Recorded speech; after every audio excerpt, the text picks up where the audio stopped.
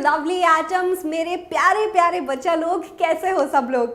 I hope all of you are doing absolutely amazing. I hope आप सबकी health एकदम superb है। मैं हूं अनुभा गौर, आप सबकी chemistry master teacher at Vedantu, and I welcome you all to this very very amazing and very very important session. सबसे ज़्यादा अमेजिंग, सबसे ज़्यादा इंपॉर्टेंट इसलिए भी है क्योंकि आखिरी चैप्टर है केमिस्ट्री का। अगर मैं 9th क्लास की बात करूं, अगर हम एक प्रॉपर देखें हमारा सफ़र कैसा रहा, हमने स्टार्ट की थी पहले चैप्टर में जिसमें मैटर को समझा, फिर हम दूसरे सेशन में गए, हमने मैटर के डिफरेंट पार्ट्स को समझा कि कैसे वो प्योर और इम्प्योर हो सकता है, मिक्सचर के बारे में पढ़ा, कंपाउंड एलिमेंट्स के बारे में पढ़ा।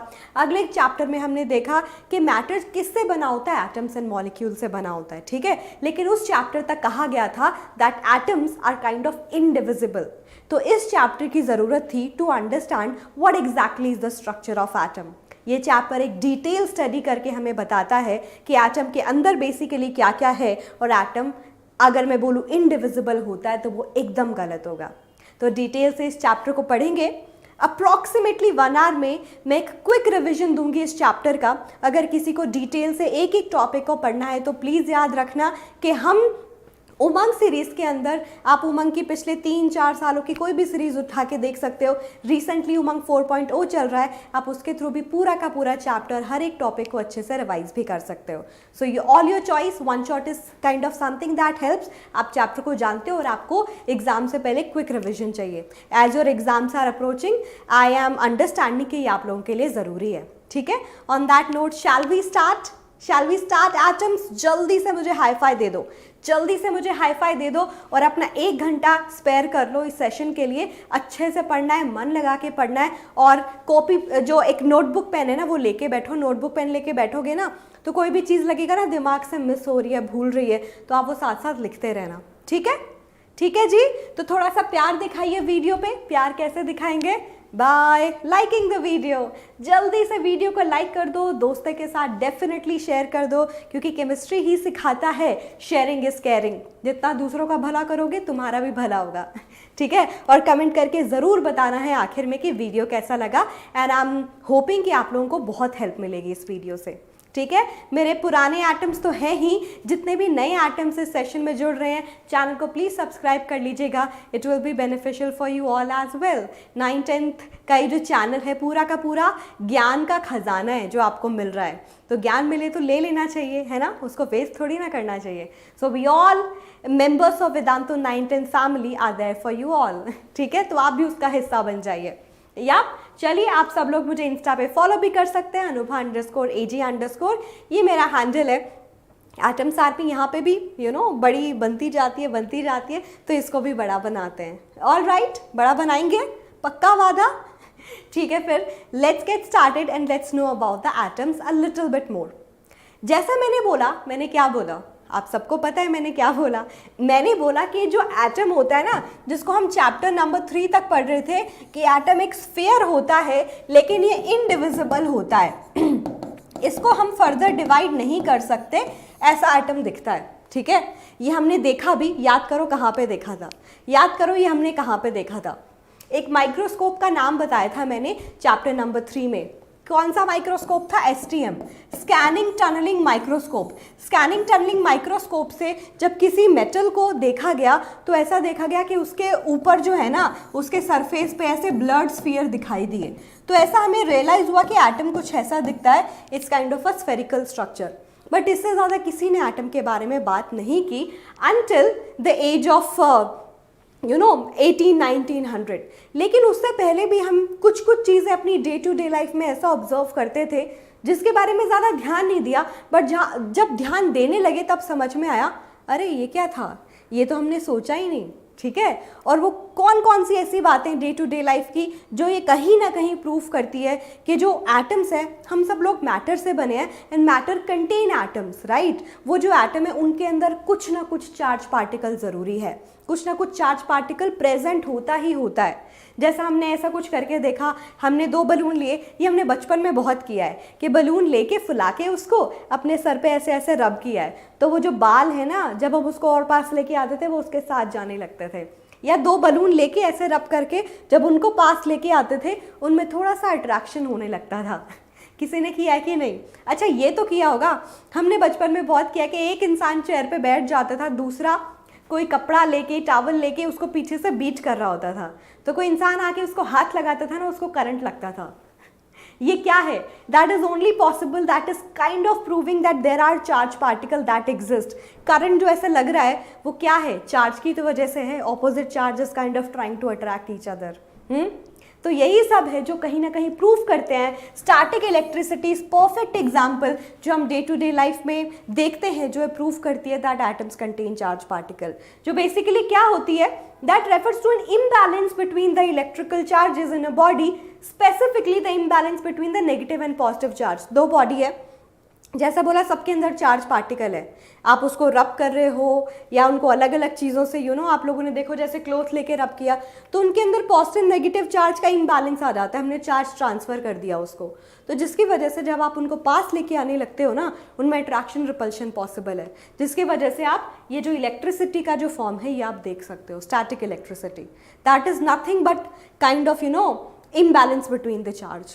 ठीक है, दैट प्रूव्स दैट। ये भी किया होगा, ये क्या कर रहे हैं, सिल्क क्लोथ को रब किया जा रहा है ग्लास रॉड पे, तो इस रॉड को जब आप किसी भी सब्सटेंस के पास लेके जाते हो, मान लो आपके पास कुछ पेपर के टुकड़े पड़े थे, आप उसके पास लेके गए तो वो अट्रैक्ट करने लगता है। ये तो डे टू डे लाइफ में हम जैसे लोग रोज़ देखते हैं, स्पेशली लड़कियां, लंबे लंबे बाल, हम कॉम करने की कोशिश करते हैं, कॉम के साथ 2-3 बार रब किया, बाल भी साथ में जाने लगते हैं। तो क्या है ये, क्या प्रूव कर रहे हैं? देखो, चार्ज पार्टिकल का ट्रांसफर आफ्टर कॉम्बिंग, ऐसे होने लगता है ना, तो जब उसको रब करते हो चार्ज का जो है इम्बैलेंस क्रिएट हो जाता है दोनों के बीच में, जिसकी वजह से वो थोड़ा सा अट्रैक्शन हो रहा है। यस, क्लाउड जब आपस में टकराते हैं, बिजली कड़कती है, that's also an example of that. वो आपस में टकराए जिसकी वजह से क्या हुआ, उनके बीच में भी चार्ज का इम्बैलेंस, जिसकी वजह से इलेक्ट्रिसिटी जनरेट हुई। कहीं ना कहीं ये प्रूव हो गया that atom contain charge particles. ठीक है, और वो चार्ज पार्टिकल्स कौन कौन से होते हैं? प्रोटॉन, इलेक्ट्रॉन और न्यूट्रॉन। बहुत लंबे टाइम तक हमें लगता था कि एटम के अंदर सिर्फ प्रोटॉन एंड इलेक्ट्रॉन होते हैं, क्योंकि न्यूट्रॉन काफ़ी बाद में डिस्कवर हुए, उनको 1932 में डिस्कवर किया गया। ठीक है, न्यूट्रल काइंड ऑफ कि मुझे दीन दुनिया से कोई फ़र्क नहीं पड़ता। प्रोटॉन बहुत पॉजिटिव है, बेचारा इलेक्ट्रॉन बहुत नेगेटिव है, तो हमें किसकी तरह नहीं बनना, इलेक्ट्रॉन की तरह, हमें किसकी तरह बनना है? प्रोटॉन की तरह बनना है, इन जनरल इन लाइफ। ठीक है, कैसा बनना है? प्रोटॉन की तरह बनना है। यस, बट इनकी डिस्कवरी कैसे कैसे हुई इसके बारे में जानना बहुत ज़रूरी है। चलो जल्दी से जानते हैं। अगर मैं बोलूँ शॉर्ट में कि इस चैप्टर में क्या क्या है, तो this is kind of a summary. हम एटम के स्ट्रक्चर में पढ़ते हैं इन सब एटॉमिक पार्टिकल्स के बारे में, यानी कि मैं आपको बताऊंगी इलेक्ट्रॉन, प्रोटॉन, न्यूट्रॉन कैसे डिस्कवर हुए, फिर उनको कैसे एक एटम के अंदर रखा जाता है, उनके एटॉमिक मॉडल जो है Thomson atomic model, Rutherford model and Bohr model. जब ये पता चल गया, उससे पता चल गया एटम की अरेंजमेंट कैसी है। एटम की अरेंजमेंट की वजह से हमें पता चलेगा उनके अंदर ऑर्बिट शेल प्रेजेंट है, और उसकी वजह से हम उनके वैलेंस इलेक्ट्रॉन, हम उसकी वैलेंसी बता सकते हैं, उनका एटॉमिक नंबर, मास नंबर क्या होता है, ये सब भी बता सकते हैं। This is all about this chapter. ठीक है, तो सबसे पहले जैसे मैंने बताया इलेक्ट्रॉन, प्रोटॉन, न्यूट्रॉन के बारे में जानना है, राइट। इलेक्ट्रॉन की डिस्कवरी किसने की, ये बहुत ही एक प्यारा सवाल है। बहुत जगह बोला जाता है कि इलेक्ट्रॉन की जो डिस्कवरी जे थॉमसन ने की, which is not bad, which is correct also, but आप कुछ हाई लेवल की बुक उठा के पढ़ते हो ना, तो रदरफोर्ड को भी उसका बहुत ज़्यादा क्रेडिट मिलता है। उसका रीज़न मैं बताऊंगी, पहले समझ लेते हैं कि हुआ क्या था। ठीक है, पहले समझ लेते हैं हुआ क्या था, जे थॉमसन ने किया क्या था, जे थॉमसन ने किया क्या था। ठीक है, जे थॉमसन ने 1897 में अगर इसको डिस्कवर किया था, उसने क्या किया, एक ग्लास की एक रॉड ली, एक ट्यूब ली जिसको डिस्चार्ज ट्यूब बोलते हैं, यहाँ पे लिखा भी है, ग्लास की एक ट्यूब ली जिसको क्या बोला जाता है, डिस्चार्ज ट्यूब। उसके दोनों एंड को सील किया उसने कैथोड और एनोड लगा के। कैथोड एनोड क्या है, वो मेटल के रॉड भी हो सकते हैं, वो कार्बन के रॉड भी हो सकते हैं, पर जिनका काम क्या है, इलेक्ट्रिसिटी को कंडक्ट कराना, जिसका एक एंड नेगेटिव है, एक पॉजिटिव, ऐसे अंदर डाल के उसको सील कर दिया। Negative rod is called as cathode और positive rod is called as anode. Negative is cathode and positive is anode. ऐसे याद रखना है, कैथोड अट्रैक्ट केटाइन, वो केटाइन को अट्रैक्ट करेगा, वो पॉजिटिव को अट्रैक्ट करेगा, so that must be negative. Anode attract anion, वो एनाइन को अट्रैक्ट करेगा, वो नेगेटिव को अट्रैक्ट करेगा, that must be positive because opposite attracts. ये तो फिजिक्स केमिस्ट्री आपको सिखाती है, राइट। उसके बाद यहाँ पे एक वैक्यूम पंप लगा है, यहाँ एक बैटरी से जुड़ा है ताकि उसको एक प्रॉपर हाई वोल्टेज प्रोवाइड की जा सके। और इसके अंदर हमने भर दिया कोई गैस, आप एयर भी ले सकते हो because air has gases, right. तो जब भी आप कोई भी गैस बी इट एयर जब आप लेते हो, उसको ये दो कंडीशन प्रोवाइड करते हो, number 1 high voltage, number 2 low pressure. Gas को बोल दिया जा सिमरन जा जी ले अपनी ज़िंदगी, पर सिमरन की बजाय वो गैस है, जा गैस जा जी ले अपनी ज़िंदगी, उसका सारा प्रेशर हटा दिया, फ्री कर दिया, ठीक है। तो वो इधर उधर भागेगी तो आपस में टकराएगी तो आप पढ़े थे क्या होता है, चार्ज जनरेट होता है। वो अगर उनमें से कोई भी ऐसा चार्ज है जो बहुत लूजली बाउंड है, वो निकल भी सकता है, और वो होते हैं इलेक्ट्रॉन। और ऐसा ऑब्जर्व भी हुआ कि जब आप जैसे हाई वोल्टेज आप उस पर प्रोवाइड करते हो तो वो क्या करने लगते हैं, उनकी एक प्रॉपर डायरेक्शन बन जाती है कि जितने भी वो नेगेटिवली चार्ज पार्टिकल हैं उनसे निकल रहे हैं, वो एक सेम डायरेक्शन में मूव करने लगते हैं और वो एनोड की तरफ जाने लगते हैं, लाइक दिस, ऐसे एक स्ट्रेट डायरेक्शन में ऐसे मूव करने लगते हैं और इधर एनोड की तरफ जाने लगते हैं, ठीक है। तो इसी रे को बोला गया कैथोड रे, जिनको बाद में इलेक्ट्रॉन बोला गया। इनको क्या बोला जाता है, कैथोड रेज। और इनको कैथोड रेज क्यों बोला गया, because it seem like it is coming from the cathode. Cathode was negative charge, no, ये था कि नेगेटिव चार्ज आया कहाँ से, मे बी कैथोड से आ रहा है और वो इधर जा रहा है, तो वो नेगेटिव होगा क्योंकि वो पॉजिटिव की तरफ जा रहा है। बाद में इन पार्टिकल्स का नाम इलेक्ट्रॉन्स रखा गया, ठीक है। बाद में इनका नाम इलेक्ट्रॉन रखा गया कि जो गैस है they contain some particles that has a negative charge and we observe that because, अब बोलोगे ऑब्जर्व कैसे हुआ, क्योंकि इस साइड पे हमें ऐसे ग्लो मिलने लगता है। जैसे आप इस पे कोटिंग कर देते हो जिंक सल्फाइड की, वो एक फोटोग्राफिक मटेरियल है जिसपे कोई भी सब्सटेंस स्पेसिफिकली चार्ज पार्टिकल जब आके टकराते हैं तो वो ग्लो करता है। तो यहाँ पे ग्लो होने लगता है, इसका मतलब ही है, हमें समझ में आ गया कि नेगेटिवली चार्ज पार्टिकल एग्जिस्ट करते हैं और वो पॉजिटिव की तरफ जा रहे हैं। फिर सवाल ये आता है कि मैम अगर जे थॉमसन ने उसको डिस्कवर किया था तो फिर रदरफोर्ड को उसका क्यों प्राइज मिला, ठीक है। रदरफोर्ड को क्यों जाना जाता है इसके लिए, क्योंकि जे थॉमसन ने सिर्फ एक ही एस्पेक्ट पढ़ा था हाइड्रोजन के लिए, हाइड्रोजन गैस लेके, लेकिन रदरफोर्ड ने बाकी गैसेस के लिए भी प्रूफ किया, बाकी सब्सटेंसेस के लिए भी प्रूफ किया कि सब में इलेक्ट्रॉन होते हैं, ठीक है, नॉट ओनली हाइड्रोजन। तो इसलिए यहाँ पे थोड़ा सा इशू हुआ, जिसलिए आपको गूगल पे ही दो आंसर मिलते हैं। ऑल राइट, चलिए आगे बढ़ते हैं। अब सवाल आता है कि मैम एटम तो न्यूट्रल होना चाहिए, ये तो हमने पढ़ा है कि एटम के ऊपर कोई चार्ज नहीं होता। आपने बता दिया नेगेटिव चार्ज इधर पॉजिटिव की तरफ जा रहा है, तो वो जो गैस पार्टिकल नेगेटिव निकाल देंगे उनके अंदर पॉजिटिव तो बचेगा, वो कहाँ जाएगा, वो इधर जाना चाहिए नेगेटिव की तरफ, बट वो तो नहीं मिला हमें, वो तो ऑब्जर्व नहीं हुआ, कुछ तो मिस किया हमने। और वो किसने बताया, प्रोटॉन की डिस्कवरी करके किसने बताया, गोल्डस्टीन ने। किसने बताया, ई गोल्डस्टीन, ठीक है, ई गोल्डस्टीन, ठीक है, यूगेन गोल्डस्टीन, ठीक है। उसने क्या बोला कि भाई तुम ये इसलिए नहीं बता पाए, तुमने एक बहुत इंपॉर्टेंट चीज मिस कर दी, और वो क्या है, ठीक है, गैस के अंदर नेगेटिवली चार्ज पार्टिकल होंगे, वो जाएंगे पॉजिटिव की तरफ, ठीक है, लेकिन वो जो पॉजिटिवली चार्ज पार्टिकल, गैस के पार्टिकल्स बच गए, वो जाना तो चाहते हैं इधर नेगेटिव की तरफ, which is your cathode, but जा इसलिए नहीं पा रहे थे because they are very heavy particles. क्या होते हैं स्टूडेंट्स, वो बहुत ही हैवी पार्टिकल्स होते हैं, ठीक है, बहुत ही हैवी पार्टिकल्स होते हैं, इसलिए वो इसमें से पास ही नहीं कर पा रहे थे जिससे ग्लो कर सके।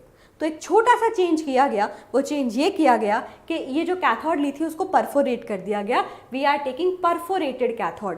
परफोरेट करने का मतलब होता है उसमें छेद कर देना, छोटे छोटे होल्स कर देना, पोर्स छोटे छोटे क्रिएट कर देना, ताकि उसके अंदर से प्रोटॉन पास कर सके।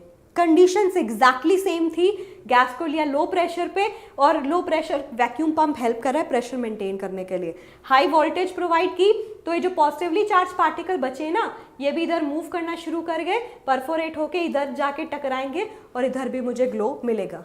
अब प्रोसेस कंप्लीट हो गई, नेगेटिव पार्टिकल इधर, उसको हम बोलेंगे cathode ray because it seems like they are coming from cathode, now known as electrons. Positively charged particle coming towards your cathode and now it looks like they are coming from anode. क्यों? क्योंकि anode positive था इसलिए इनको anode रे के नाम से जाना जाता है. ठीक है, पहले ज्यादा जाना जाता था कि इन प्रोटॉन्स को किस नाम से जाना जाता है, anode rays and also canal raise. तो घबराना नहीं, एग्जाम में ऐसा सवाल पूछ लिया जाता है, दो प्रॉपर्टी बताओ एनोड रेज की, केनाल रेज की. ठीक है, तो अब आप बता सकते हो पॉजिटिवली चार्ज पार्टिकल है ये, इनको प्रोटॉन्स बोला जाता है, इनको केनाल रेज भी बोलते हैं. क्यों बोलते हैं? Because it seem like a canal is moving. Canal क्या है? पानी का सोर्स है ना वो, इसमें ऐसे पानी एक स्ट्रेट तरीके से ऐसे बह रहा है तेजी से. सेम यहाँ पे ऐसा लगता है कि पूरे के पूरे प्रोटॉन एक कनाल की तरह इधर से इधर बह के जा रहे हैं. ठीक है, that's why this is being called so and so.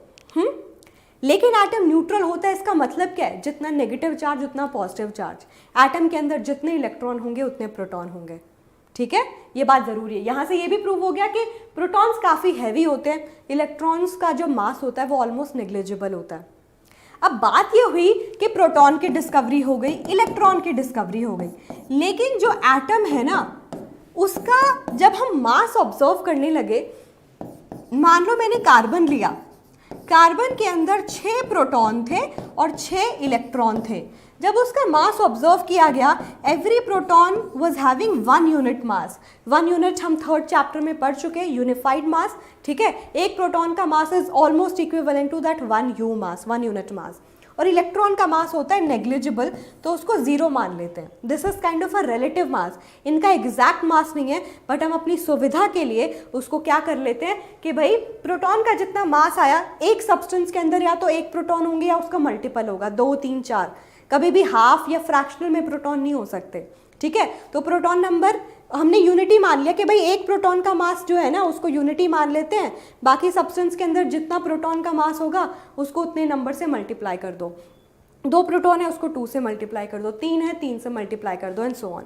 तो ये प्रोटॉन का मास हो गया और इलेक्ट्रॉन का मास उसके कंपैरिजन में 2000 टाइम कम था, 2000 गुना कम था, विच इज नेग्लिजिबल, इसलिए उसको 0 मान लेते हैं, रिलेटिव मास. ठीक है, तो 6 प्रोटॉन की वजह से 6 यूनिट मास, इसकी वजह से 0, तो 6 यूनिट मास आना चाहिए. बट जब ऑब्जर्व किया गया, एक्चुअल मास जो निकाला गया वो इस ऑब्जर्व मास के कंपैरिजन में काफ़ी कम था. वो एक्चुअल मास जो निकल के आता है वो 12 यूनिट आता है. ठीक है, आई मीन जब ऑब्जर्व करके देखा गया वो 12 यूनिट आया.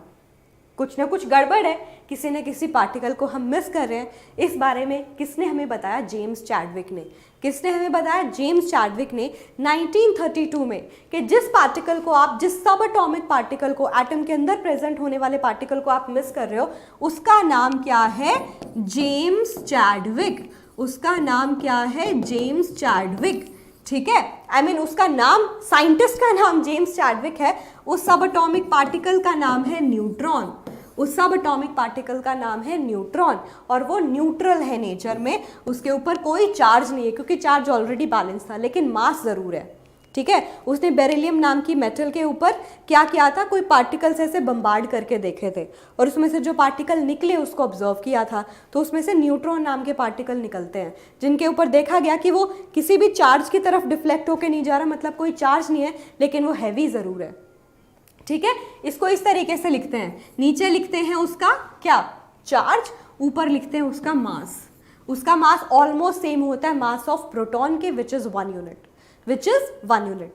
तो मोटा मोटा अगर मैं आपको समझाऊं, इलेक्ट्रॉन, प्रोटॉन, न्यूट्रॉन एटम के अंदर होते हैं. इलेक्ट्रॉन को E नेगेटिव, उसका जो चार्ज है वो मेंशन कर रहे हैं, proton P positive, neutron N 0 क्योंकि कोई चार्ज नहीं होता, -1 +1 0. रिलेटिव मास, रिलेटिव मास मतलब कंपैरेटिवली इसका ऑलमोस्ट 0 मान लेते हैं, प्रोटॉन न्यूट्रॉन का 1 1. बट अगर मैं एक्चुअल मास आपको बताऊं, वो एक्चुअल मास होता है प्रोटॉन का 1.67 × 10⁻⁻24 ग्राम. इसका भी कुछ कुछ ऐसा ही होता है, 1.676, 1.678 ऐसा ही कुछ, 10⁻⁻24 ग्राम.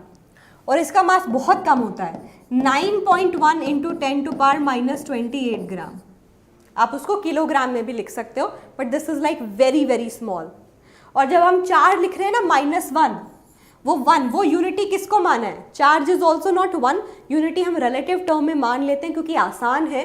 That is basically 1.6 × 10⁻⁻19 coulomb. Minus लगा दो बस। 1.6 into 10⁻⁻19 coulomb. Coulomb is the unit of charge. जैसे डिस्टेंस को मीटर सेंटीमीटर में मापते हैं, चार्ज को कुलम में मापते हैं। Coulomb was the name of the scientist who discovered about it. ठीक है, अभी तक सब सॉर्टेड है, अभी तक सब क्लियर है। इसकी कैरेक्टरिस्टिक्स पे कई बार बहुत अच्छे अच्छे सवाल आ जाते हैं, so you should know it. ठीक है, इसकी कैरेक्टरिस्टिक्स पे कई बार बहुत इंपॉर्टेंट सवाल आ जाते हैं, so you should know it. ठीक है, अब जब ये सब डिस्कवर हो गया, अर्ली 90s में ये बात होनी शुरू हो गई थी कि इलेक्ट्रॉन प्रोटॉन, इवन ऐसे 1800 वाला जो दशक था, जो सेंचुरी थी, उसी में ये बात होनी शुरू हो गई थी कि हाँ भाई न्यूट्रॉन बहुत लेट डिस्कवर हुए थे, लेकिन प्रोटॉन और जो इलेक्ट्रॉन है वो कहाँ पड़े हैं एटम के अंदर, कैसे अरेंज्ड है। तो डिफरेंट साइंटिस्ट ने डिफरेंट मॉडल ऑफ एटम दिए और हमें बताया कि भाई एटम कैसा होगा, कैसा दिखता होगा। और सबसे पहली बात जिसने की थी वो थॉमसन ने की थी, जे थॉमसन का जो मॉडल है प्लम पुडिंग मॉडल। उससे पहले मैं एक छोटी सी चीज़ आपको बताना चाहती हूँ। आप सारे के सारे इलेक्ट्रॉन प्रोटॉन न्यूट्रॉन के बारे में किसने उसको डिस्कवर किया, आप ऐसे याद कर सकते हो, इट पग नाचो। ठीक है, इट पग नाचो। ईट भूख लगी है, ठीक है, और डांस भी करना है, ठीक है, पैरों से, साथ में आपको नाचना भी है। तो it's like you go to a party, आपको खाना भी है, पैरों से पग घुंघरू टूट गए, नाचना भी है। ठीक है, तो इस तरीके से याद कर सकते हो। इलेक्ट्रॉन की डिस्कवरी थॉमसन, बट आपकी बुक में जैसे लिखा है इस बात को प्लीज़ ध्यान देना, थॉमसन, प्रोटॉन की गोल्डस्टीन और न्यूट्रॉन की चार्टविक। तो इस तरीके से इसको याद भी कर सकते हो, क्योंकि कई बार डिस्कवरी बेस्ड सवाल भी पूछ लेता है एक नंबर में। ठीक है, मीनवाइल अगर मैं आपसे पूछूं कि एटम कैसा दिखता होगा, जैसे मैंने बोला डिफरेंट साइंटिस्ट ने अपनी अपनी बात की। सबसे पहले बात की थॉमसन ने, उसने बोला प्लम पुडिंग मॉडल है। प्लम पुडिंग मतलब प्लम पुडिंग जैसा दिखता है, जैसे वो पुडिंग ऐसे गोल गोल होती है, उसमें ड्राइड प्लम ऐसे ड्राई फ्रूट्स ऐसे लगे होते हैं। ठीक है, और बाकी का वो जो फ्लावर होता है वो होता है। ठीक है, तो उसने भी यही बोला, फ्लोर बोलो, फ्लावर बोलो, जो जैसे भी आप बोलना चाहते हो, कि वो रिप्रेजेंट कर रहा है पॉजिटिवली चार्ज प्रोटॉन को, कि एटम जो है एक पॉजिटिव चार्ज का स्फीयर होता है, वो सारे के सारे प्रोटॉन का जो चार्ज है उसका मैग्नीट्यूड है उसको जस्टिफाई कर रहा है, और वो जो ड्राइड प्लम है वो इलेक्ट्रॉन को बता रहे हैं, और जितना भी मैग्नीट्यूड नेगेटिव चार्ज का होगा उतना ही पॉजिटिव चार्ज का होगा, तो एटम न्यूट्रल है। ठीक है, ये उसने बोला that atom consist of a positively charge sphere and the electrons are embedded in it. उसने इसको वाटरमेलन मॉडल भी बोला, बिकॉज अगर आप वाटरमेलन को आधा कट करके देखो तो भी आपको ऐसा दिखाई देता है, आप उसको ऐसे पकड़ के देखो। The red part is telling about the proton, कि एटम भी ऐसा गोल स्फीयर है पॉजिटिव चार्ज प्रोटॉन का, जिसमें नेगेटिवली चार्ज जैसे वो सीड्स हैं वो एम्बेडेड है, वैसे इलेक्ट्रॉन्स एम्बेडेड होते हैं। बट बाकी के साइंटिस्ट ने उसको बोला भैया तुम बहुत ज़्यादा गलत हो, ये मॉडल जो है एटम का हो ही नहीं सकता, ये मॉडल एटम का हो ही नहीं सकता, that atom is a sphere of positive charge, पूरा का पूरा पॉजिटिव चार्ज का स्फीयर है। बाकी आगे साइंटिस्ट आए, उन्होंने इसको गलत प्रूफ कर दिया। ठीक है, उन्होंने इसको गलत प्रूफ कर दिया। बता सकते हो रदरफोर्ड ने ही इसको गलत प्रूफ किया था, कि किसने किया था, जल्दी बताओ, किया था कि नहीं किया था? हाँ, चलो जान जाओगे थोड़ी देर में। तो अभी देखो अचीवमेंट यही बोलेंगे that he can explain that atoms are neutral in nature, because he told positive negative charge का जो मैग्नीट्यूड है वो ऑलमोस्ट इक्वल है, तो एटम न्यूट्रल तो है। बट दूसरे साइंटिस्ट ने उसकी जो थ्योरी है उसको एकदम खारिज कर दिया कि भैया तुम बहुत ज़्यादा गलत हो, एटम एक पॉजिटिव चार्ज का स्फीयर हो ही नहीं सकता। और जैसे मैंने बोला था रदरफोर्ड, यस रदरफोर्ड ने अपना मॉडल दिया और उसको एकदम गलत प्रूफ कर दिया कि भैया नहीं हो सकता, ऐसा कतई नहीं हो सकता जो तुम बोल रहे हो। और मेरे पास एक्सपेरिमेंटल प्रूफ है, हम तुम्हारी तरह खाने के बारे में बात नहीं करते, कभी वाटरमेलन लेके आ रहे हो, कभी प्लम पुडिंग, कभी क्रिसमस पुडिंग, देखो रियल एक्सपेरिमेंट देखो। तो उसने क्या बताया स्टूडेंट्स कि देखो मैं अब एक एक्सपेरिमेंट करके तुम्हें प्रूफ करके दिखाता हूँ। उसने ये एक जिंक सल्फाइड की सर्कुलर स्क्रीन ले ली, मतलब एक फ्लोरोसेंट स्क्रीन, फ्लोरोसेंट मतलब जिसके ऊपर कोई चार्ज पार्टिकल जब टकराते हैं तो वो ग्लो करता है। सर्कुलर क्यों ली, उसका रीज़न भी मैं थोड़ी देर में बताती हूँ। इस जहाँ से खुला हुआ था वहाँ पे एक सोर्स रख लिया, ठीक है, जिसके अंदर से अल्फा पार्टिकल निकल सकते हैं। एक लेड का ब्लॉक लिया उसने, वुडन ब्लॉक लिया उसने, उस वुडन ब्लॉक के अंदर हमने एक सोर्स ऐसा रख लिया जो अल्फा पार्टिकल निकाल सकता है। अल्फा पार्टिकल्स बेसिकली क्या होते हैं, अल्फा पार्टिकल्स होते हैं। अल्फा पार्टिकल को ही क्यों चूज किया गया, उसको कुछ ऐसे सब्सटेंस चाहिए थे जो पुराना मॉडल है उसको गलत प्रूव कर सके, जे थॉमसन का, कि एटम पूरा स्फीयर जो है पॉजिटिव चार्ज का नहीं हो सकता, तो उसको ऐसे पार्टिकल चाहिए थे जिसके ऊपर पॉजिटिव चार्ज हो। क्यों? ताकि हम ये ऑब्जर्व कर सके उस पॉजिटिवली चार्ज पार्टिकल को जब हम एटम के पास लेके जा रहे हैं, अगर वो भी पॉजिटिव होगा, पॉजिटिव पॉजिटिव में तगड़ी रिपल्शन होगी, एटम वो पास ही नहीं कर पाएगा, I mean alpha particle pass ही नहीं कर पाएंगे। This is one of the very important reason. दूसरी बात, कुछ ऐसा हैवी पार्टिकल भी चाहिए था कि भाई एटम के आसपास लेके जाओ तो ऐसा नहीं है कि भाई वो मतलब वहीं गिर जाए, समझ रहे हो, उसमें इतनी पेनिट्रेट होने की क्षमता भी होनी चाहिए, उसका मास भी होना चाहिए, थोड़ा सा पता चले कि एटम्स हैवी होते हैं कि नहीं होते, और उसके ऊपर थोड़ी सी पेनिट्रेशन पावर कि भाई वो इतनी स्पीड कैरी करता हो कि वो पेनिट्रेट कर सके एटम को, ये उनकी कंडीशन थी। और अल्फा पार्टिकल उसमें फिट बैठ रहा था। अल्फा पार्टिकल हीलियम के जैसा दिखता था, लेकिन हीलियम जिसके ऊपर 2 पॉजिटिव चार्ज है, हीलियम जिसमें से उसके पास 2 प्रोटॉन थे, 2 इलेक्ट्रॉन थे और 2 ही न्यूट्रॉन थे। ठीक है, हमने क्या किया, इलेक्ट्रॉन को निकाल दिया। अब इलेक्ट्रॉन को निकाल दो, क्या बचेगा, 2 प्रोटॉन 2 न्यूट्रॉन, प्रोटॉन पे 2 पॉजिटिव चार्ज, इलेक्ट्रॉन पे 0 चार्ज, तो इसीलिए हीलियम पे 2 पॉजिटिव चार्ज आ गया। ठीक है, और मास कितना आ गया, ये और ये मास कैरी करते हैं एक एक unit, 2 unit plus 2 unit 4 unit mass, यानी कि अल्फा पार्टिकल क्या है, जिसपे +2 चार्ज हीलियम पार्टिकल है वो, और जिसके ऊपर 4 यूनिट मास है। हमारी कंडीशन उसमें सेटिस्फाई हो रही थी, चाहिए थी हमें। ठीक है, ये लिया उसने और इसको किसके ऊपर गिराया, एक थिन गोल्ड फॉइल के ऊपर। गोल्ड की फॉइल क्यों लगी, क्योंकि उसको ऐसे कुछ सब्सटेंस चाहिए थे जो बहुत ही ज़्यादा मेलिएबल हो, एक ऐसा एलिमेंट जो बहुत ही ज़्यादा मेलिएबल हो। Gold is kind of most malleable, अभी प्लैटिनम भी बोला जाता है, but that time gold was the most malleable one, कि भाई अप टू 1000 एटम की मैं एक बहुत पतली सी शीट ले सकूं, और वो ऐसी मेटल भी हो जो हैवी हो, ऐसा नहीं हैवी पार्टिकल उसकी तरफ बढ़ रहे हैं और वो ही गिर जाए, समझ रहे हो, वो डिफ्लेक्ट हो जाए, ऐसा नहीं चाहिए था। तो गोल्ड की फॉइल ली उसके ऊपर, और उसने इस पूरे के पूरे अरेंजमेंट को एक डेस्कटॉप से क्रिएट कर लिया कि जब भी पार्टिकल्स टकराएंगे कहीं भी तो वहाँ डेस्कटॉप पे वो डिफ्लेक्शन दिखाई देंगे, है ना, वो ऐसे ऑब्जर्व करके वो पीक आएगी, हाँ भाई ऐसे टकराया कुछ। ठीक है, तो जैसे ये सोर्स से अल्फा पार्टिकल जाके इसके ऊपर टकराए, हमने ऑब्जर्व किया that most of the alpha particles are undeflected, वो सीधे पास कर गए। इससे क्या ऑब्जर्वेशन, इसके ऊपर सवाल ये आता है कि ये बता दो इसकी ऑब्जर्वेशन क्या थी, ये बता दो इसका कंक्लूजन क्या था, and then define Rutherford's atomic model. तो आपको पता होना चाहिए observation number 1, most of the alpha particle are undeflected, इसका मतलब ऑलमोस्ट 90% का जो स्पेस है ना एटम का वो एम्प्टी है, खाली पड़ा है।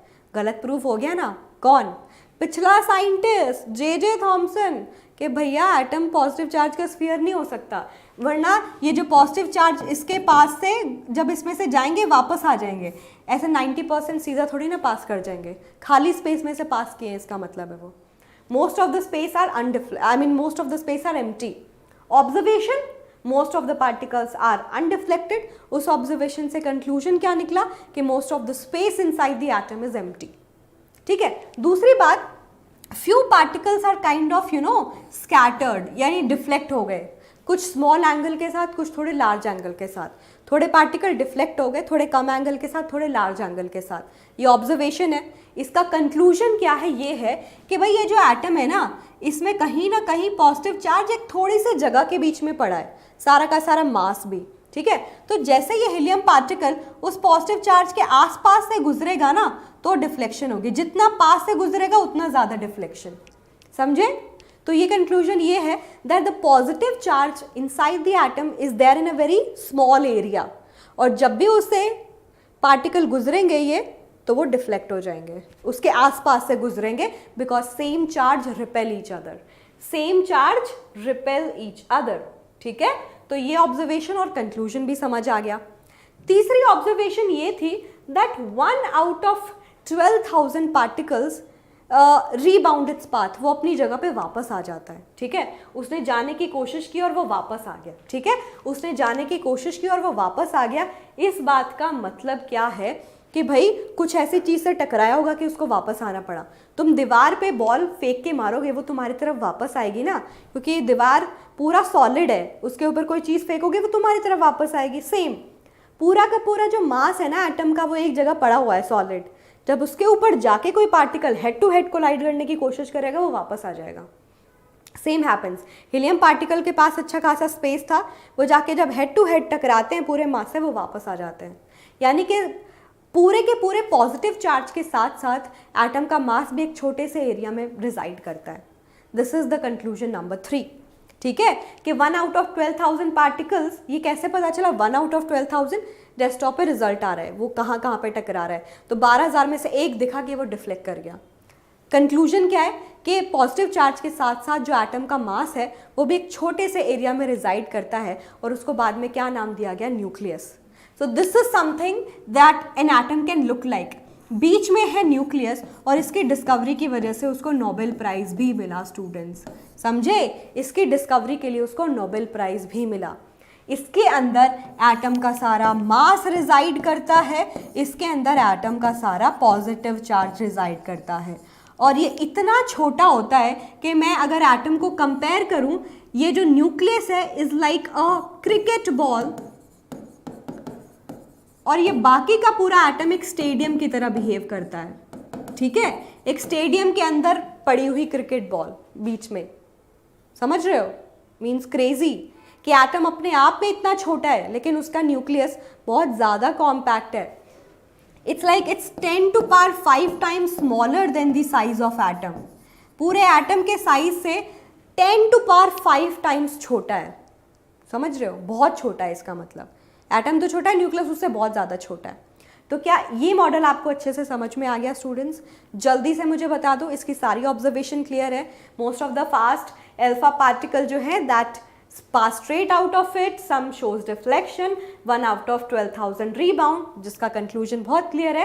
Most of the space is empty, थोड़े डिफ्लेक्ट इसलिए करें क्योंकि पॉजिटिव चार्ज जो है कहीं ना कहीं एक छोटे से पार्ट में रिजाइड करता है। वो वापस इसलिए आ रहे हैं 1 आउट ऑफ 12,000 पार्टिकल क्योंकि वो पूरे के पूरे मास के साथ हेड टू हेड कोलाइड करने की कोशिश करते हैं। ठीक है, और जैसे ये ऑब्जर्व किया गया जहाँ पे पूरा का पूरा मास और पॉजिटिव चार्ज पड़ा है उसको न्यूक्लियस बोलते हैं, जिसका size is like 10 to power 5 times lesser than the size of atom. ये बात याद रखना, एग्जाम पॉइंट ऑफ व्यू से बहुत इंपॉर्टेंट है, कंक्लूजन आपसे पूछ लेता है। तो पोस्टुलेट वगैरह सब क्लियर हो गई। पोस्टुलेट में वही लिख के आना है कि भाई एटम कैसा दिखता है। पॉजिटिवली चार्ज सेंटर है जिसको न्यूक्लियस बोलोगे। ठीक है, यहाँ पे सारा मास और पॉजिटिव चार्ज है। Electron revolves around the nucleus in circular path, ऐसे इलेक्ट्रॉन घूम रहे होते हैं। साइज ऑफ न्यूक्लियस बता दिया, बहुत स्मॉल है साइज ऑफ एटम के कंपैरिजन में। बस ये इंपॉर्टेंट पोस्टुलेट्स हो गए। बट अगर इसमें कोई भी कमी नहीं होती स्टूडेंट्स, अगर इसमें कोई भी कमी नहीं होती तो बल्ले बल्ले, कुछ और पढ़ना ही नहीं पड़ता। बट उसमें कुछ तो कमियां थी, इसलिए आगे साइंटिस्ट ने अपने अलग मॉडल दिए। तो याद रखना उसमें कमियां थी और उसका ड्रॉबैक बहुत क्लियरली लिखा है। उसने बोला जो इलेक्ट्रॉन है ना वो न्यूक्लियस के आसपास रिवॉल्व कर रहे हैं एक सर्कुलर पाथ में। बट हमें ऑलरेडी उस टाइम तक पता था, मैक्सवेल नाम के साइंटिस्ट ने बताया था, जब भी कोई चार्ज पार्टिकल एक्सेलरेट करता है, एक्सेलरेट करने का मतलब अपनी भाई स्पीड चेंज कर करके घूम रहा है। ठीक है, उसकी स्पीड ज़रूरी नहीं है सेम हो। एक्सेलरेशन क्या होता है, फिजिक्स में पढ़ते हो, change in velocity with time. Velocity speed को बताती है, टाइम के साथ कैसे स्पीड चेंज हो रही है। ठीक है, velocity is just a vector quantity, कि वो डायरेक्शन के बारे में भी बात कर लेती है। तो वो बोल रहे हैं कि भाई इलेक्ट्रॉन एक चार्ज पार्टिकल है, एक्सेलरेट कर रहा है, मूव कर रहा है, तो ऐसा कोई पार्टिकल जब घूमता रहता है ना, वो अपनी एनर्जी लॉस करता रहता है। एनर्जी लूज करके, मान लो इतनी एनर्जी थी, कम होते होते वो एक स्पाइरल पाथ बनाता रहता है, एनर्जी कम होती रहती है और फाइनली क्या होता है, वो यहाँ पे न्यूक्लियस में गिर सकता है।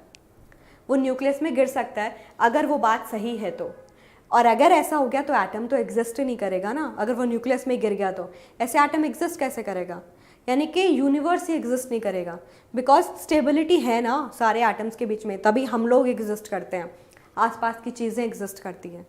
तो इसकी थ्योरी इस लेवल पे बहुत गलत हो गई, समझे? इसकी थ्योरी इस लेवल पे बहुत गलत हो गई। फिर हु इज़ आवर सेवियर, किसने हमें सेव किया स्टूडेंट्स? किसने हमें सेव किया? बोहर बाबा ने। बोलो बोहर बाबा जय, बोलो ज़रा बोहर बाबा तुम्हारी जय। बोहर बाबा ने अपने मॉडल में बताया कि मैं जो गलतियाँ उसको ठीक कर देता हूँ, जो आपने बोला कि चार्ज पार्टिकल एक्सेलरेट करता है, ठीक है, लेकिन ऐसा जरूर हो सकता है ना कि एटम के आसपास ना एक सर्कुलर पाथ होते हैं जिनकी एनर्जी फिक्स होती है।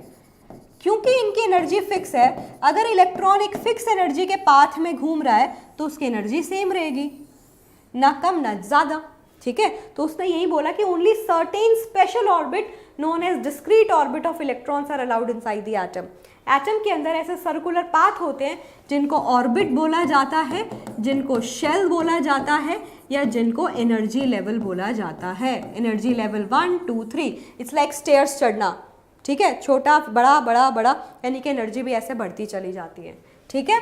फिर अगला ऑर्बिट, फिर अगला ऑर्बिट। डिस्क्रीट क्यों? क्योंकि सबकी एनर्जी फिक्स है, ऐसे कोई कॉन्टिन्यूस नहीं है, ठीक है, कि इसका मल्टीपल है, इसकी 1n है, इसकी 2n है, 3n है, एक proper formula. Discrete energy fix set of energy, और इलेक्ट्रॉन हमेशा इन फिक्स ऑर्बिट में ही हो सकते हैं, इनके बीच में कुछ नहीं होता, इनके बीच में नहीं हो सकते।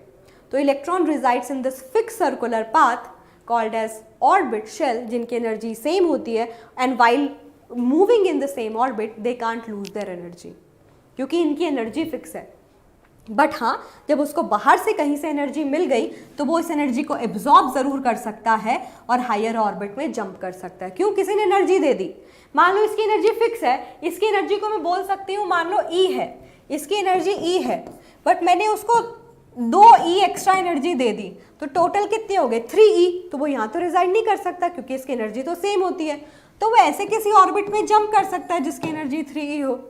बट अब उसको लगेगा क्या? दोगलापन।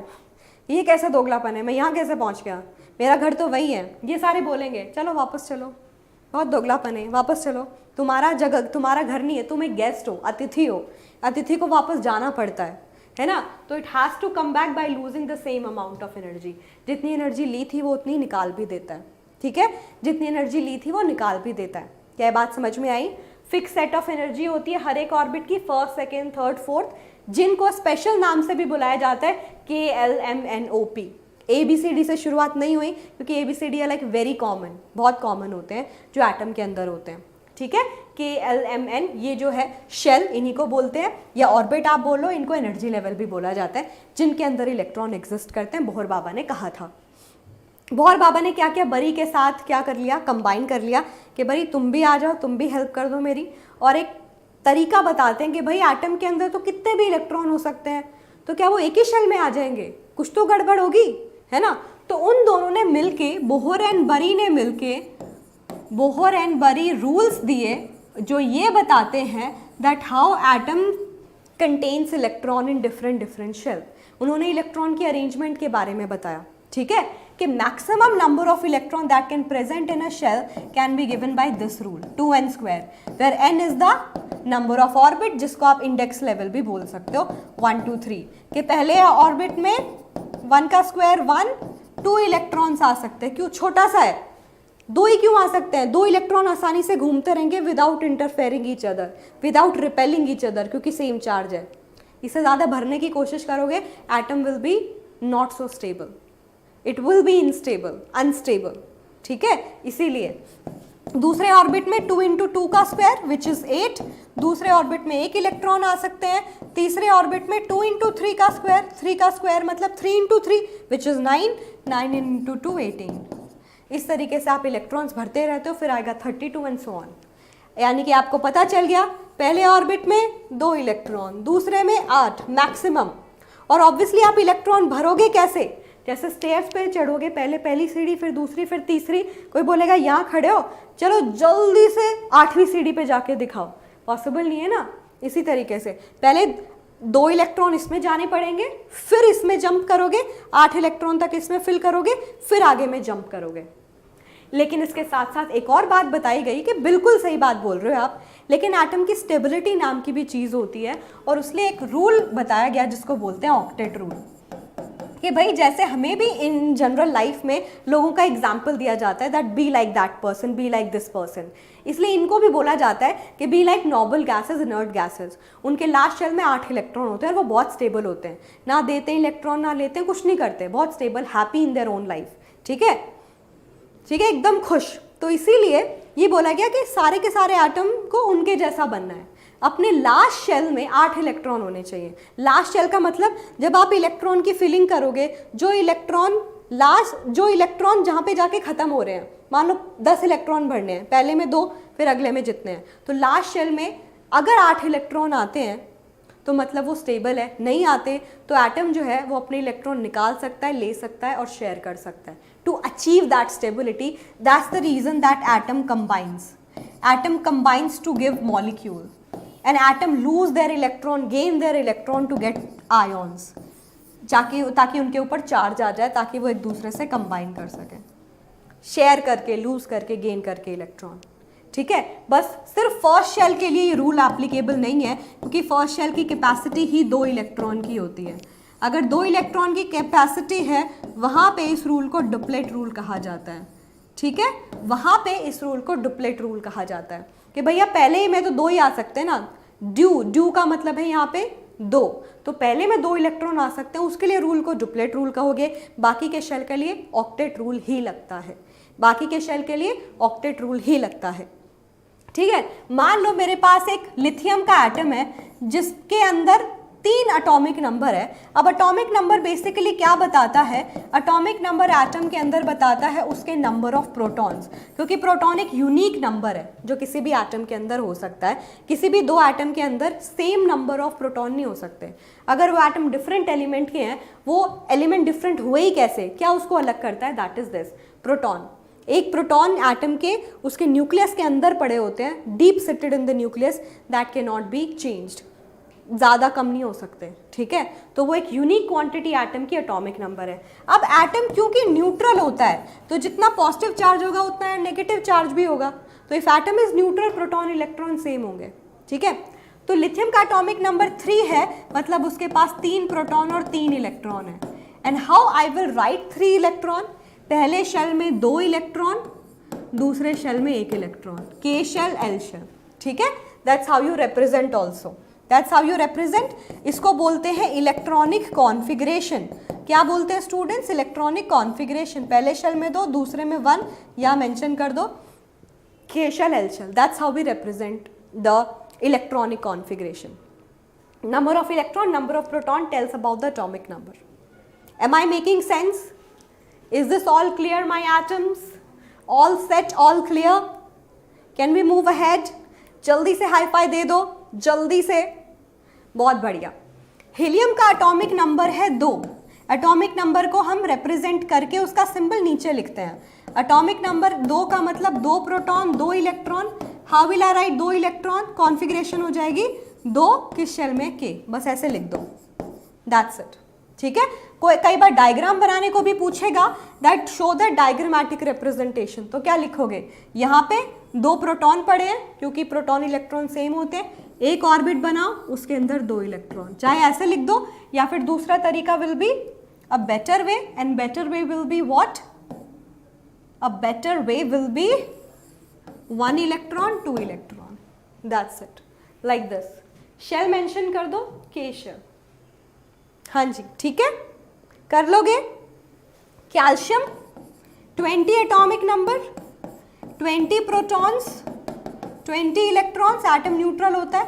20 इलेक्ट्रॉन्स को कैसे दिखाओगे? पहले शेल में 2 आ सकते हैं, दूसरे में 8, तीसरे में आ तो सकते थे 18। ऑक्टेट रूल आ गया कि पहले 8 लिखने की कोशिश करो, फिर बचे 2, वो अगले शेल में चलेगा।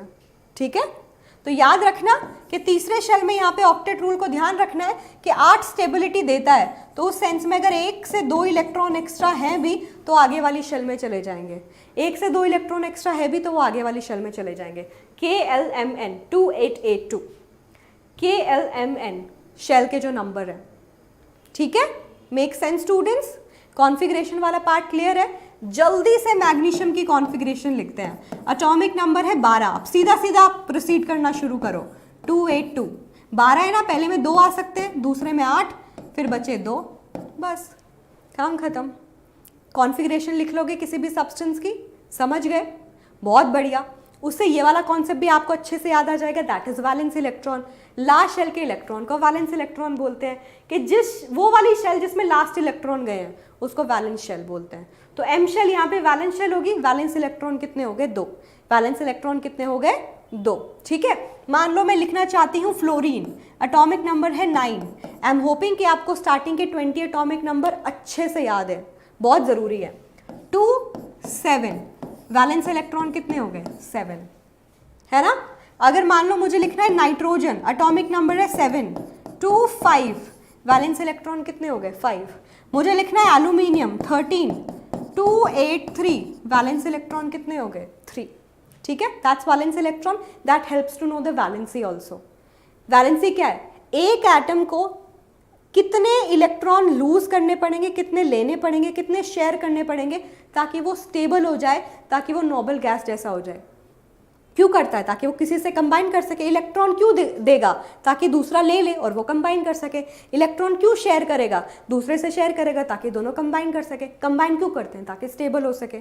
तो वैलेंसी कंबाइनिंग कैपेसिटी है, ठीक है, एक एटम की दूसरे एटम के साथ। और वो कब होता है, जब उसके इलेक्ट्रॉन लास्ट शेल से, वैलेंस शेल से निकलते हैं, आते हैं, शेयर होते हैं। लास्ट शेल क्यों, सबसे दूर है। एटम पे पॉजिटिव चार्ज है, इलेक्ट्रॉन नेगेटिव चार्ज है, पॉजिटिव नेगेटिव के बीच में अट्रैक्शन है, लेकिन लास्ट शेल के इलेक्ट्रॉन सबसे दूर है, उनको निकालना थोड़ा आसान होता है, वहां लेना थोड़ा आसान होता है। तो valency is the combining capacity of the atom और the tendency to react and form molecule, ठीक है। ये क्या कहलाती है, आपकी वैलेंसी। और वैलेंसी निकालने का एक बहुत ही आसान तरीका मैं आपको बता देती हूँ, वो क्या है। अगर आपके वैलेंस इलेक्ट्रॉन 1 to 4 है, या आप लिखो valence electron less than equal to 4 है, तो वैलेंसी और वैलेंस इलेक्ट्रॉन सेम होते हैं, ठीक है। लेकिन आपके वैलेंस इलेक्ट्रॉन 4 से ज़्यादा है, जनरली 8 तक ही होते हैं, तो आप ये भी बोल सकते हो 5 to 8, तो आपकी वैलेंसी क्या बन जाती है 8 माइनस वैलेंस इलेक्ट्रॉन, क्योंकि उसको उतने इलेक्ट्रॉन एक्सेप्ट करने पड़ेंगे। 8 माइनस वैलेंस इलेक्ट्रॉन। यहाँ पे समझाती हूँ, फ्लोरीन जो है उसका एटॉमिक नंबर है 9, ठीक है। तो 9 की कॉन्फ़िगरेशन हो गई 2 7। अब देखो, इजंट इट लाइक उसको एक इलेक्ट्रॉन चाहिए ताकि उसका ऑक्टेट पूरा हो जाए, उसकी वैलेंसी हो गई 1। वैलेंसी क्या बताते हैं, कितने इलेक्ट्रॉन लोगे, कितना दोगे, कितना शेयर करोगे। 3 इलेक्ट्रॉन तक निकालना आसान है, 3 इलेक्ट्रॉन तक लेना आसान है, ठीक है। अब बोलोगे 1 2 3 इलेक्ट्रॉन तक निकाल दिया, 4 हुआ तो शेयर कर लो, 5 6 7 हुए तो गेन कर लो, 3 2 1 इलेक्ट्रॉन, 8 हुआ तो ना लूज करेगा ना गेन करेगा। Make sense. फॉस्फोरस है, कॉन्फ़िगरेशन है 285, उसको 3 इलेक्ट्रॉन चाहिए अपनी ऑक्टेट को पूरा करने के लिए, तो उसकी वैलेंसी कितनी हो गई 3। फॉर्मूला लगा के दिखाओ, वैलेंसी क्या हो जाएगी, 4 से ज़्यादा वैलेंस इलेक्ट्रॉन है, 8 में से माइनस करोगे 3 वैलेंसी। वैलेंसी के आगे कोई नंबर नहीं होता, वो यूनिटलेस क्वांटिटी होती है। Valency is a unitless quantity. Argon कई बार पूछेगा कि मैम अब क्या करें, 18 एटॉमिक नंबर, कॉन्फ़िगरेशन 288, वैलेंसी कैसे निकालोगे, ना लूज करेगा ना गेन करेगा। पर ये बताओ जल्दी से, हीलियम का एटॉमिक नंबर है स्टूडेंट्स 2, कॉन्फ़िगरेशन हो गई 2, अब क्या करोगे मैम 4 से कम है, 4 - 2 2 वैलेंसी होगी, नहीं। याद करो, अगर पहली ही शेल है, पहली शेल में आई 2 इलेक्ट्रॉन सकते हैं, अगर 2 इलेक्ट्रॉन आ गए तो ये तो ऑलरेडी स्टेबल है, इसकी वैलेंसी 0। सिर्फ इस केस में ऐसा होता है, ठीक है। वैलेंसी 0, वैलेंसी 0 बिकॉज पहले शेल के लिए डुप्लेट रूल लगता है। अगर पहले शेल में 2 इलेक्ट्रॉन है मतलब वो स्टेबल है, वो अपना डुप्लेट रूल फॉलो कर रहा है, मतलब उसकी वैलेंसी 0 है, ठीक है। There is this whole chart also, I told you how to calculate it. मैं साइड में हो जाती हूँ, you can take the screenshot, जल्दी से स्क्रीनशॉट ले लो। ले लिया, स्टार्टिंग के 12 नंबर दिए हुए हैं, 12 एटॉमिक नंबर, डन है। चलिए, सॉर्टेड है, बहुत बढ़िया। अब कुछ छोटी छोटी चीज़ें जो आपको और पता होनी चाहिए। एटॉमिक नंबर में आपको ऑलरेडी बता चुकी हूँ क्या होती है, इसको Z से रिप्रेजेंट करते हैं, and that is a unique property of any element that tells about the number of protons, because that's the unique property element has. और एटॉमिक नंबर को आप इलेक्ट्रॉन के इक्वल भी कह सकते हो, लेकिन आपको एक कंडीशन देनी होगी कि एटम न्यूट्रल होना चाहिए। एटम क्या होना चाहिए स्टूडेंट्स, न्यूट्रल होना चाहिए। मास नंबर, प्लीज कभी भी मास नंबर और एटॉमिक मास में कंफ्यूज मत होना। मास का नंबर मतलब ये बताता है एटम के अंदर वो कौन से नंबर है जिससे मास आता है, कौन होते हैं, प्रोटॉन और न्यूट्रॉन। इसके सम को मास नंबर बोलते हैं, but this is not atomic mass.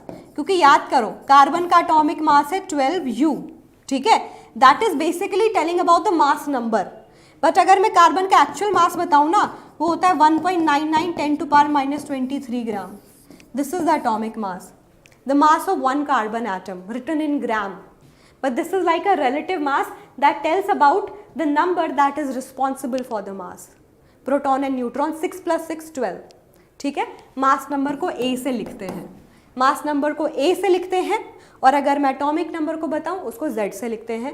अगर एक पूरी रिप्रेजेंटेशन जिससे मुझे एटम के बारे में सारी इंफॉर्मेशन मिल जाए तो ऐसे मिलती है, XZA, this is the symbol, this is the atomic number मतलब proton, this is mass number मतलब प्रोटॉन एंड न्यूट्रॉन। तो अगर A - Z कर दो तुम स्टूडेंट्स, A - Z कर दो, प्रोटॉन न्यूट्रॉन में से प्रोटॉन हटा दो तो क्या बचेगा, न्यूट्रॉन, ठीक है। यानी कि A - Z will give you the number of neutron, ठीक है, A - Z will give you number of neutron. जैसे हीलियम है, हीलियम का atomic number 2, mass number 2, atomic number बताएगा प्रोटॉन के बारे में, इलेक्ट्रॉन के बारे में। ये प्रोटॉन न्यूट्रॉन का सम है, तो 4 - 2 करोगे 2, ये न्यूट्रॉन हो गया, ठीक है, ये न्यूट्रॉन हो गया। क्लियर है, बहुत ही इंपॉर्टेंट बात है, क्लियर है, ये सॉर्टेड है स्टूडेंट्स, जल्दी से बता दो मुझे, हाँ जी जल्दी से बता दो। ऑक्सीजन के केस में this is the atomic number, this is the mass number, 8 और 16, प्रोटॉन, इलेक्ट्रॉन है 8, 16 - 8 8, न्यूट्रॉन भी है 8। ऐसे सवाल बहुत पूछ लेते हैं एग्जाम में, ठीक है, ऐसे सवाल एग्जाम में बहुत पूछे जाते हैं। क्या पूछा जाता है, एटॉमिक नंबर, प्रोटॉन, न्यूट्रॉन, ये सब बताओ। अगर आपको एटॉमिक नंबर, प्रोटॉन, न्यूट्रॉन कैसे सिंबल लिखते हैं ये समझ आ गया, रिप्रेजेंटेशन एटम की, तो दो बहुत ही इंपॉर्टेंट टर्म है मैं आपको बताना चाहूँगी, वो है आइसोटोप। आइसोटोप कहते हैं कि जब आप एक एलिमेंट लेते हो, उनके एटम का एटॉमिक नंबर तो सेम होता है बट मास नंबर अलग आ सकता है। और मास नंबर अलग क्यों होता है, प्रोटॉन तो सेम होते ही होते हैं हमेशा, वो तो क्यों नहीं क्वांटिटी है, बट न्यूट्रॉन अलग हो सकते हैं। तो एक एलिमेंट के जो एटम है उनका एटॉमिक नंबर सेम रहता है, मतलब प्रोटॉन सेम रहते हैं बट उनके न्यूट्रॉन बदल जाते हैं, जिसकी वजह से उसी एटम के उसी एलिमेंट के एटम का मास बदल जाता है। यही आइसोटोप की प्रॉपर्टी है। इसी वजह से बहुत सारे एटम्स का मास हम फ्रैक्शन में लेके चलते हैं, जैसे क्लोरीन का मास 35.5 आया है, क्यों, क्योंकि उसके एटम्स एक से ज़्यादा टाइप का मास कैरी करते हैं, और एवरेज करते हैं जब हम, तो एक फ्रैक्शनल मास को निकाल के देता है। जैसे कि मैं बात करूं, यानी कि ये क्या होता है, सेम एटॉमिक नंबर मतलब सेम एलिमेंट, ठीक है, मतलब same number of protons, but अलग क्या है, डिफरेंट मास। और मास अलग क्यों है, बिकॉज ऑफ डिफरेंट न्यूट्रॉन, क्योंकि प्रोटॉन तो सेम रहेंगे। कार्बन 3 तरीके से एग्जिस्ट करता है, C12, C13, C14। न्यूट्रॉन अलग अलग है, कैसे, कार्बन का एटॉमिक नंबर 6 रहेगा लेकिन मास देखो 12, 13, 14। अब जरा मैथ्स लगाओ, 12 - 6 6, 13 - 6 7, 14 - 6 8। न्यूट्रॉन अलग अलग है तो मास अलग अलग है, ठीक है स्टूडेंट्स, न्यूट्रॉन अलग अलग है तो मास अलग अलग है, 6 7 8। That's the reason that same elements atom, because of carrying different mass, has average mass which can be fractional. Chlorine में हुआ, लेकिन एक बात याद रखना, क्लोरीन के एटम 2 तरीके का मास कैरी करते हैं, 35 unit, 37 unit. You can not do the average, 35 + 37/2 36 आएगा। जब आप एवरेज लेते हो, उनका अबंडेंस भी बहुत इंपॉर्टेंट है। 1-2 तरीके के एटम है, मान लो ये एक मेरा कंटेनर था जिसकी क्वांटिटी थी 1 लीटर, उसमें से अगर मैं उसके 4 हिस्से कर दूं, उसमें से स्टूडेंट्स 3 हिस्से जो है ना क्लोरीन के, उनका मास तो 35 है, लेकिन जो एक हिस्सा बचा उसका मास है 37। सो दिस इज नॉट फेयर ना, दिस इज नॉट फेयर ना, कि भाई मेरी ये पावर ओवर पार कर रही है, मतलब 35 के एटम ज़्यादा है 37 से, तो मैं सिंपली एवरेज कैसे कर सकती हूँ। दोनों इक्वल होता तो हाफ हाफ करके एवरेज कर लेते, 35 + 37/2, बट ये तो बहुत ज़्यादा है ना, तो वो अबंडेंस भी बहुत मैटर करती है। अबंडेंस इज लाइक नेचर में उनका कितना अमाउंट है, परसेंटेज कितनी है, ठीक है। तो यही यहाँ पे लिखा है कि 35 वाला जो है उसकी अबंडेंस है अप्रॉक्सीमेटली 75, जो 37 वाला है उसकी अबंडेंस में मान लेती हूँ 25, ठीक है। तो आप इसका एवरेज कैसे निकालते हो students? Abundance plays a very important role.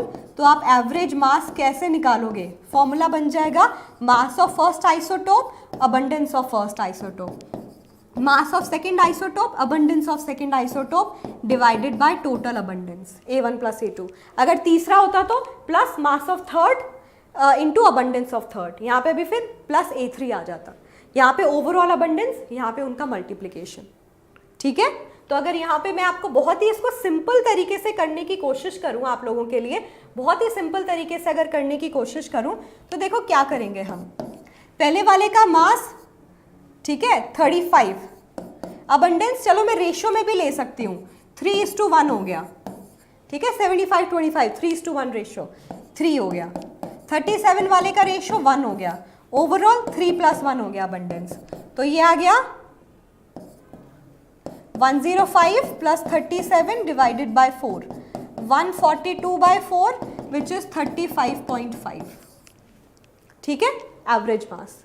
तो यहाँ पे प्लीज ध्यान दो, एवरेज मास इसी कारण से किस वजह में आता है फ्रैक्शनल में। This is also very important question कि जो आइसोटोप होता है उसका मास फ्रैक्शनल में क्यों आता है। आई मीन एलिमेंट का मास फ्रैक्शन में कैसे हो सकता है? क्योंकि मास तो प्रोटॉन न्यूट्रॉन का सम करके निकालते हैं। अब आपको पता है कि वो जो सम करके निकालते भी हो ना, लेकिन सेम एलिमेंट के एटम्स अलग अलग हो सकते हैं in terms of mass.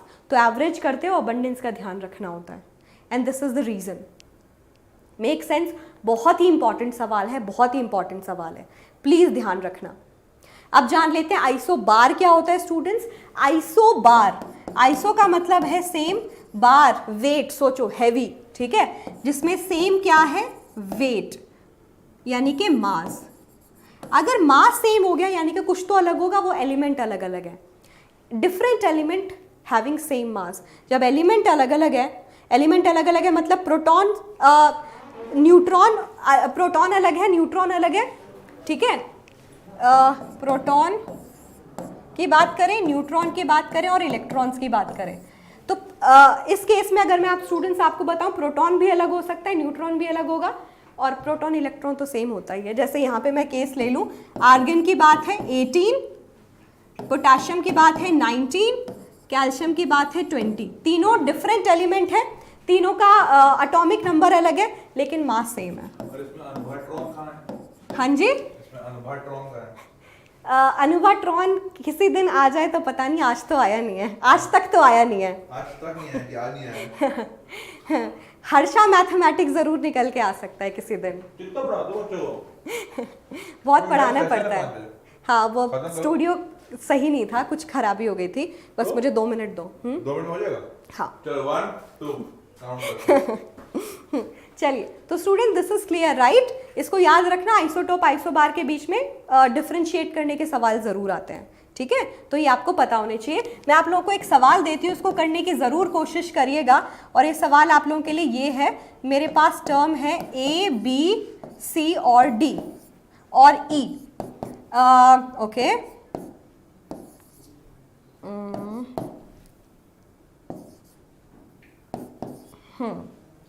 And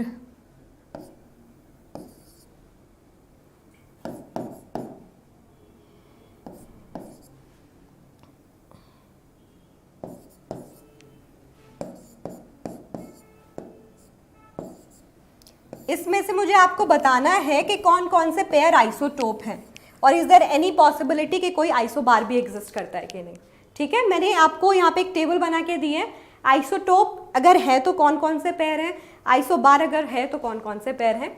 meanwhile session हमने रिवाइज कर लिया पूरा अच्छे से, लेकिन वीक क्विज जरूर अटेम्प्ट कर लेना। This will be like assignment करोगे तो और क्लैरिटी मिलेगी कि यू नो कितना टॉपिक एकदम सुपर डुपर क्लियर हो गया। It will help you in your exam. This is the code 227827। Please join week quiz और उसका जो भी आपका स्कोर आए वो कमेंट सेक्शन में जरूर बताना, because then I will also know कि आपकी प्रिपरेशन लेवल क्या है। या स्टूडेंट्स, और अपने कॉन्सेप्ट को सुपर स्ट्रॉन्ग बनाने का तरीका ये है, you can join Vedantu's practice courses that is available. Description box में लिंक है। अगर ये प्राइस आपको चाहिए तो AG Pro लगाना पड़ेगा, ठीक है। AG Pro will give you this discount from 599 to 449। Exam में सुपर हेल्पफुल होगा आपको। मॉक टेस्ट भी मिलेगा, आपको लाइव क्लासेस भी मिलेगी, आपको हर एक चैप्टर का असाइनमेंट भी मिलेगा। आप हर्षु बाबा के मैथ्स के सेशन भी लगा सकते हैं, आप हम टीचर्स के साइंस के सेशंस भी लगा सकते हैं, ठीक है। तो सारा का सारा आपका मैथ साइंस अलग अलग क्लियर हो जाएगा, आप ले सकते हो। Yes students, yes, so do let me know session कैसा लगा। आई होप बहुत हेल्पफुल रहा होगा। एकदम मजेदार। हाँ, सर को मुझे लगता है ज़्यादा मज़ा आया है ना, आप लोगों से भी आना भी चाहिए। बहुत ज़्यादा। सर साथ साथ केमिस्ट्री के सेशन ले रहे हैं। क्या बताऊं? तो do let me know session कैसा लगा। वीक क्विज का स्कोर ज़रूर अटेम्प्ट करना, आई मीन बताना मुझे क्या रहा, होमवर्क ज़रूर करना। चैप्टर ख़त्म, रिविजन ख़त्म, सिलेबस ख़त्म, ये मैडम अब हम भी खत्म हो जाएंगे, हमको ले लें। चलिए bye bye students, please take care, see you, hasta la vista. Hasta la vista. Bye bye.